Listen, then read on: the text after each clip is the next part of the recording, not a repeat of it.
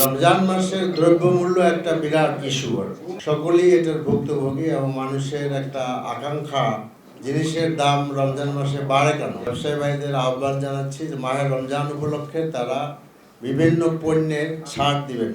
Price হাইকের যে কষ্ট সেটা থেকে তারা বাঁচতে পারবে। আশা করি যে ব্যবসায়ী ভাইরা প্রত্যেকটা পণ্যের ব্যাপারে আলাদা আলাদা করে উল্লেখ করবেন আশা করছি। এখানে তো একটা বড় সমস্যা আছে, সেটা হলো চাঁদাবাজির সমস্যা এবং দখলদারি করা।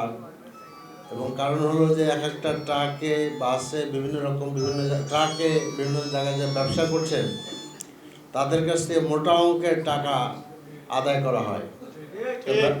ব্যবসায়ীরা স্বাভাবিকভাবে ওই টাকাটা পণ্যের উপরে তারা আপনার ধরে এবং যার কারণে জিনিসের দাম বেড়ে যায়। জোর জবরদস্তি করে জিনিসের দাম কমানো যাবে না। আমাদের ব্যবসায়ীদেরকে যেসব কারণে জিনিসের দাম বাড়ছে সেগুলো দূর করতে হবে। মন্তব্য বা একটা বক্তব্য দেখলাম আমাদের সড়ক পরিবহন মন্ত্রী এবং আরও কয়েকটা মন্ত্রণালয়ের দায়িত্ব ওনার উপর আছে। উনি বলেছেন যে সমঝোতার ভিত্তিতে যদি কোনো কিছু দেওয়া হয় তাহলে এটা চাঁদাবাজি না হয়। এখন সমঝোতার ভিত্তিতে দেওয়া না হয় কোথায়? অফিস আদালত সব জায়গায় যেগুলো দেওয়া হয় এগুলো কি আমরা জানতে তো পারি না।